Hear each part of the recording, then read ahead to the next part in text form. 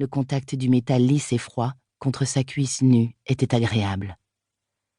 L'alcool avait un effet relaxant et son corps s'abandonnait au rythme lancinant de la musique, tandis que sa souffrance s'estompait peu à peu. Ses mouvements semblaient instinctifs, comme si elle était née pour cette danse, comme si tourner autour d'une barre de métal était la chose la plus naturelle du monde. Fermant les yeux, elle leva la jambe encore plus haut et renversa la tête en arrière, consciente que ses cheveux balayaient le sol. Elle se mit à onduler des hanches contre la barre et, inexplicablement, une chaleur délicieuse se répandit dans son bassin. D'autres bruits que la musique lui parvenaient vaguement à travers la brume sensuelle qui l'enveloppait. Une grande clameur alors qu'elle se laissait glisser le long de la barre. Puis, des acclamations frénétiques, tandis qu'elle se contorsionnait contre celle-ci.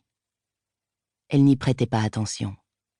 Les yeux fermés, elle mettait toute son âme et toute son énergie dans la danse. Jamais elle n'avait rien fait d'aussi libérateur. Ce fut seulement lorsque la musique s'arrêta qu'elle ouvrit les yeux. Un groupe d'hommes s'était agglutiné devant le podium. Déstabilisée, elle cligna les paupières. À l'embrun, elle avait l'impression d'être un phénomène de foire exhibé dans un zoo étranger. Et elle imaginait la fureur de ses frères. Rectification, ses demi-frères, qui se trouvaient à des centaines de kilomètres. Elle inspira profondément. Comment allait-elle réussir à se frayer un chemin parmi cette foule compacte? Beaucoup d'hommes avaient la chemise ouverte jusqu'à la taille et le torse luisant de sueur. Un frisson de dégoût la parcourut. Elle n'avait aucune envie d'avoir le moindre contact avec eux.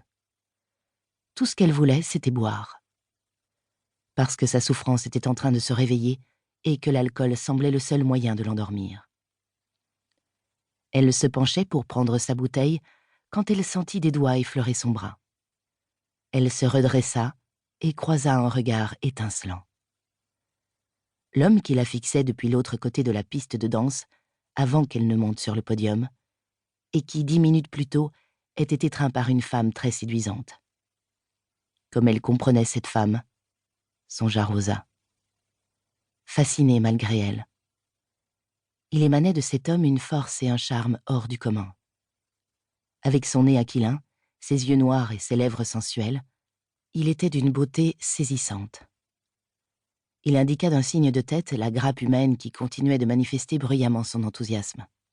« Vous semblez avoir un besoin urgent qu'on vienne à votre secours. » L'ancienne Rosa aurait peut-être été intimidée par un tel homme, à supposer que sa famille l'ait laissé l'approcher à moins de 2 mètres. Mais cette nouvelle Rosa, un peu ivre, n'éprouvait aucun embarras. Elle était au contraire en proie à une vive excitation, comme si elle venait de trouver une chose mystérieuse qu'elle n'avait pas eu conscience de chercher. « Et vous êtes justement celui qui va s'en charger, je suppose ? » « Je suis le choix idéal pour toute mission de sauvetage, ma beauté. Vous pouvez me faire confiance. » S'efforçant de réprimer les frissons qui la parcouraient, Rosa promena un regard moqueur autour d'elle.